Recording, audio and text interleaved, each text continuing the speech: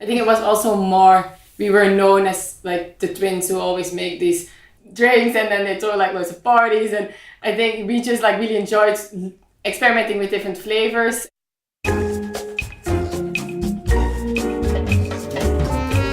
Welcome to the Lush Life podcast. I'm your drinking companion, Susan Schwartz, and I bring you the how-to guide for living life one cocktail at a time.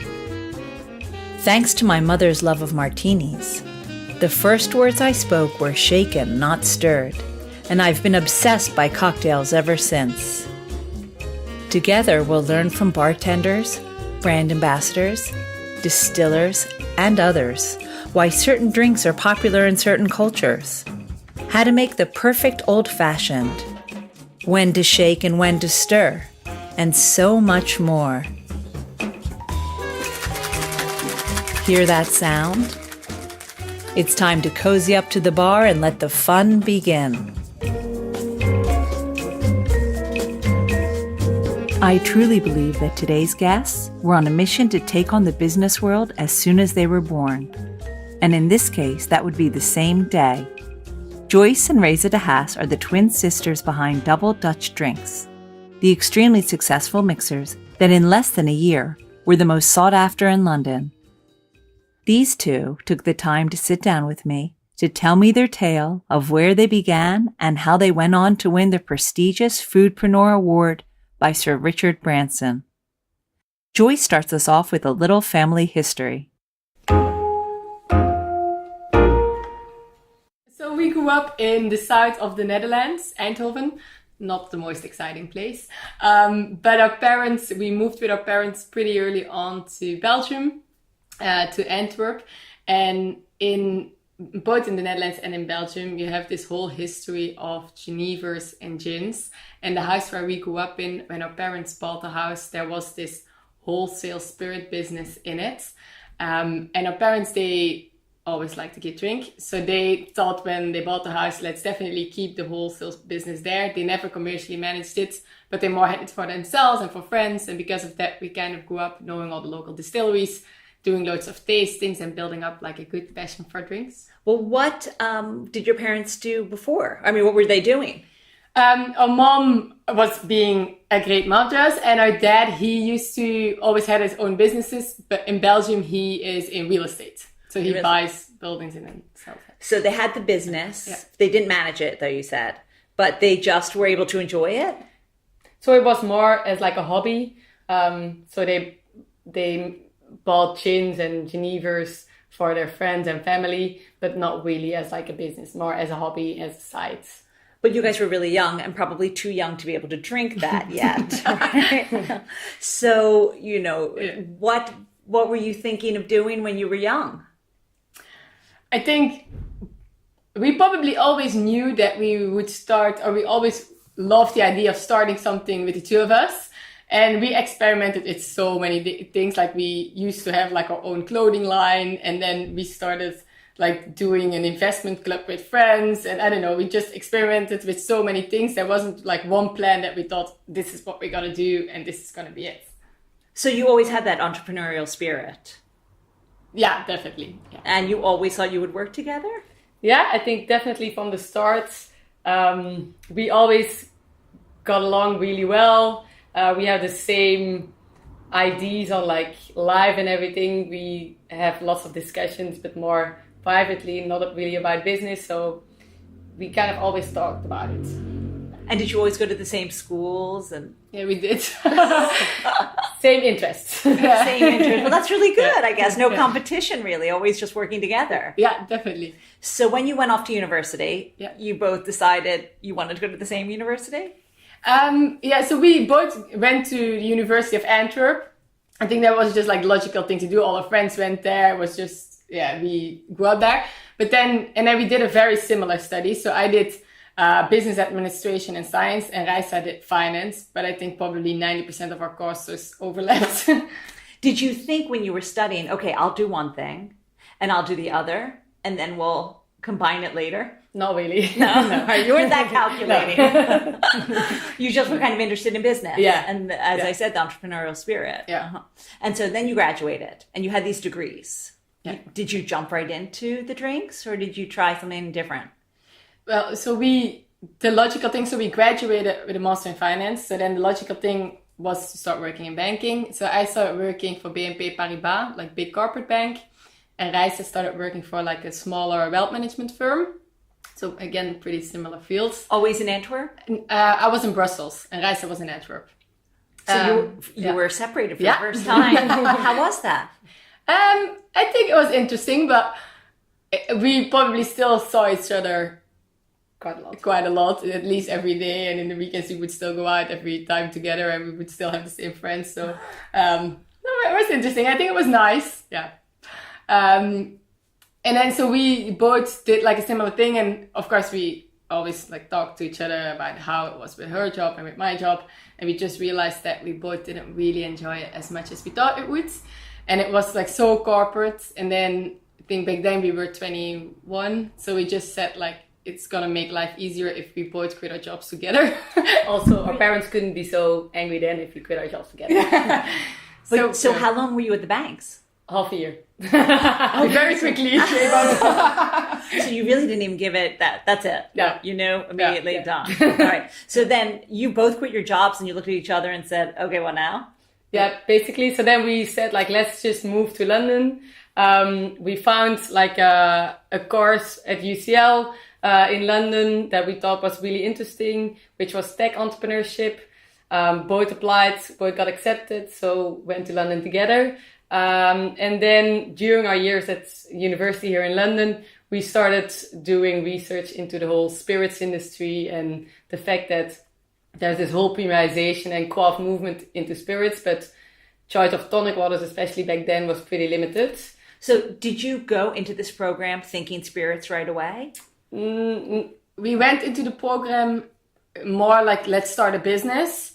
And I think for us, spirits and the whole beverage industry was definitely like our biggest passion, but we weren't sure that there was a proper business to be made in that and whether there was an opportunity. So I think we more went there into like, let's see and research whether there's a business opportunity. If it is in our passion, then great. But I think we were also open to maybe go into like spirits or like other soft drinks or definitely like the beverage industry. So let's go back to when you were younger and there was the spirits shop. Were you always attracted to drinking, I guess, drinking culture? Yeah, definitely. I think I always was super interested in different kind of spirits, but I've never been really a person to drink spirits on its own. So I've always drank it with mixers, and we made our own mixers for quite a while. So just heating up syrups in our kitchen and then adding carbonized water. So we were just always making our own mixers and making different combinations with whiskeys, cognacs, vodkas, like all kind of spirits. So was it because you didn't find what you liked? Yeah, or yeah, you definitely. were just, I think I'll just do this for fun, or both? Both. I think the mixer market for a long time was quite undeveloped compared to the spirits markets. And I think it's such fun to experiment with different types of flavors and looking. I think it was also more, we were known as like the twins who always make these drinks and then they throw like loads of parties. And I think we just like really enjoyed experimenting with different flavors and looking what kind of combinations we could make with different types of spirits and hosting people and offering like different drinks. And What, do you remember any of the combinations you made early on during those times that you still make? We did loads. What was really popular was strawberry and mint. We didn't eventually, with Double Dutch, didn't really make it because I think strawberry is very, very, can be quite overpowering. We did pear and thyme, which was quite interesting, but also really a lot of combinations that didn't work at all. So fast forward now, you are in your university at UCL. And how did the spirit making thing evolve? I mean, was there a course or what? The course was very much entrepreneurship led, and UCL gave us the opportunity to develop that entrepreneurship into the industry or the field that each student was interested in. So we specifically did research into the whole spirits industry, but we also had students in our class that would write it about some kind of tech or an app or something. So we just very much focused every assignment, the dissertation, everything on all types of different spirits and the whole evolution of it. So we spoke with 500 bartenders on their preferences, what kind of tonic waters or mixers they would be looking at. And then in the second stage, we spoke to more than 1,500 consumers to see like what they are looking for, and then kind of made a business plan out of that. Tons of market research. Yeah. Mm-hmm. And lots of tasting. Again, you must have been the most popular in your class. So you have this idea, you do the case study, I guess. Yeah. And did it go well? I mean, how did I'm sure the professors must have loved it. Yeah. So we graduated and got like a prize for best research of the year. So then that was super exciting, and our university said, we'll fund your first production batch if you stay in the UK and start here. So then we really loved London. I still love London. So we stayed here and just gave it a try. So about 6 months after we graduated, we produced our first batch. So we launched with our cucumber and watermelon. All right, and pomegranate and basil. All right, we have to go way back. Sorry. Way back. So you got the money, which is fantastic. Yeah. You have this prize. You have this idea. When you were in school, had you all the things line up so that you were ready to produce right then? Or did you have to then start doing more research about what kind of flavors and finding a place to make it? Yeah, I think the technicalities of that. We had the theory and the idea on what kind of flavors we wanted to work with and where we were going to launch, and more like the business plan, but then in reality it was a lot more difficult to find the right label supplier, designer, bottling plant where we would get our water from, and that was after we graduated. But it only took you about 6 months, you said, right? Yeah. That's really quick. We were very determined to launch very quickly because London is super expensive. So how many products did you have 6 months later? 2. Which ones were they? We launched with the cucumber and watermelon and the pomegranate and basil. So both don't have quinine. So we really wanted to launch with products that don't exist in the market yet, that are really like different and innovative from other mixes in the market. So you had these 2 products. Yeah. Where do you go then? So then I think what we kind of didn't realize after a full year of research is how the whole market worked. And I think we only figured that out while producing and while we had like a first batch. So for us, the biggest challenge, that's for every beverage product, is that if you want, so we always knew that we wanted to launch in the on-trade, so in bars, restaurants, hotels, not in retail. And a bar and a hotel, they don't buy from suppliers directly. They only go via their wholesaler and distributor. But then a distributor, they don't list products if there's like no demand for it. This is a bit a chicken and the egg problem. So we just made a list of 50 hotels, bars, restaurants that we thought, they would be amazing first accounts. We started like stalking all the bartenders on LinkedIn, like just knocking on doors, seeing like whether they would be able to taste it. And then our first 5 customers were really good accounts. So we signed up with Nobu, Harvey Nichols, Novikov and the Dorchester first. And I think that really helped the ball rolling. And then we got like listed with a distributor. And I think once we were with one distributor, it helped. About how long did that take from bottling to distribution? 4 months.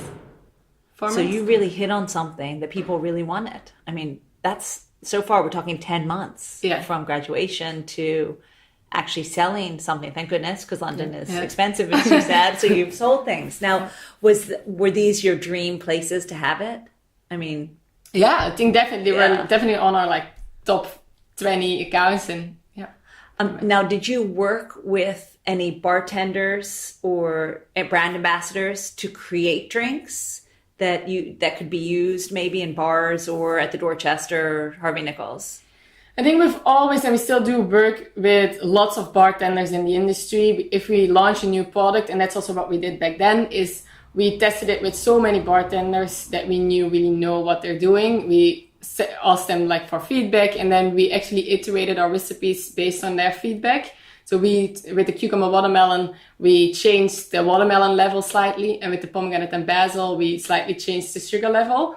So, and that's still how we're doing it today. With every new product, we produce a smaller batch, and then we test market it with the bartenders and with our customers. So yeah, definitely. Now, the flavor combinations that you started with, you had 2. How did you know where to grow to do different combinations?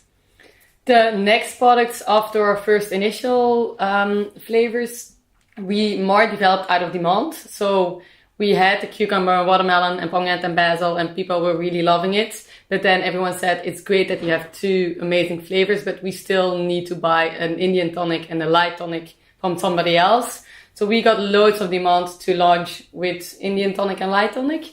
So that's what we did 5 months after we launched our initial 2 products. We introduced the Indian tonic and light tonic as well.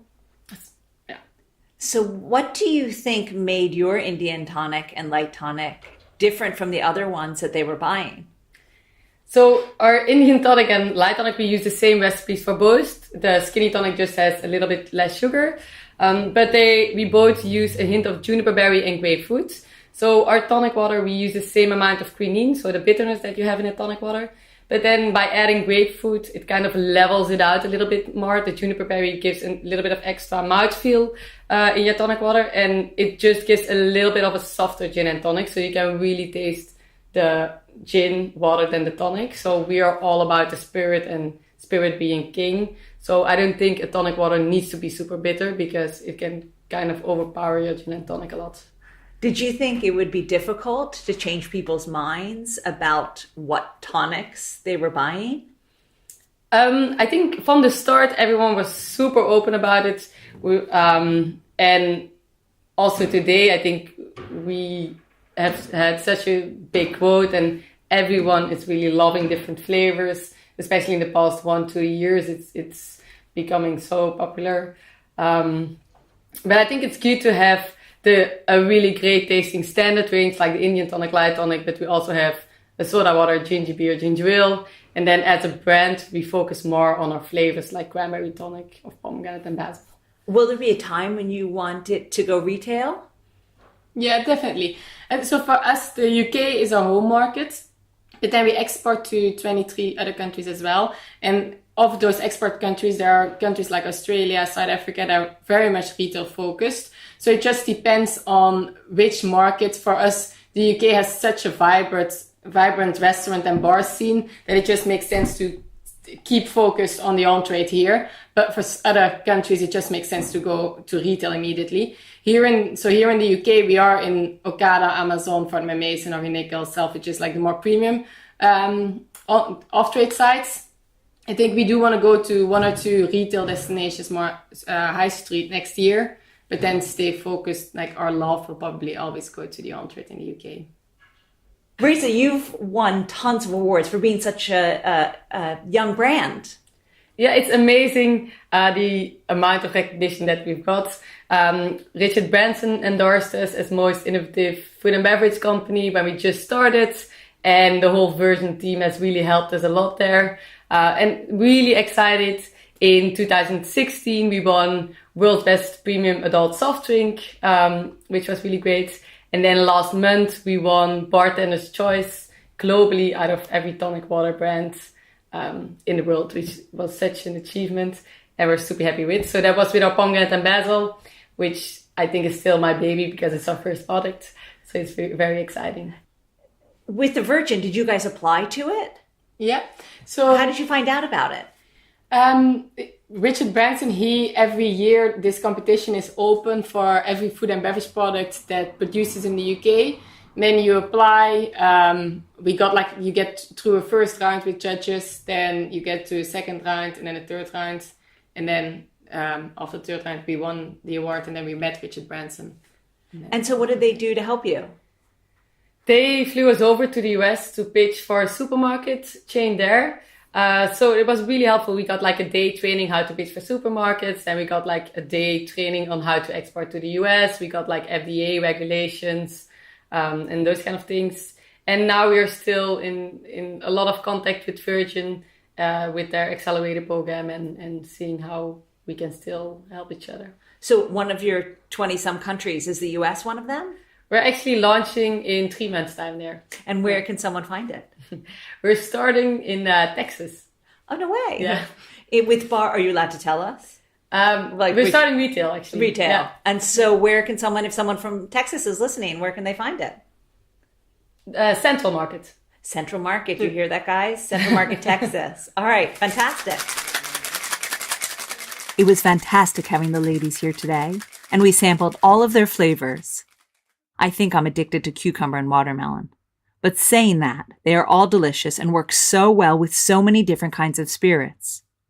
And now our cocktail of the week is a prime example of that. As we are all based in London, I had to choose the Notting Heels as the cocktail of the week. In a glass with ice, you begin with 30 mLs of Portobello gin, whose home is in Notting Hill. Then add in 15 mLs of Cointreau. Squeeze in the juice of 2 lime wedges and stir. Then top it all up with double Dutch cranberry tonic. Proost, as they say in the Netherlands. You'll find this recipe and all the cocktails of the week on lushlifemanual.com, where you'll also find all the ingredients in our shop.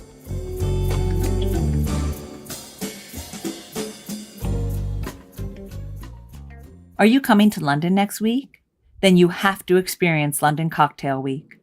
Buy a digital pass and you get £6 festival cocktails in 300 of London's best bars, first look access to pop-ups and parties, and free unlimited entry to the Cocktail Village in Shoreditch.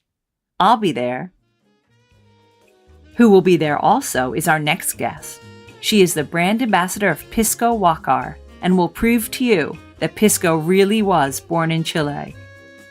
Until next time, bottoms up. Thanks for listening to the Lush Life podcast, the sister of A Lush Life Manual.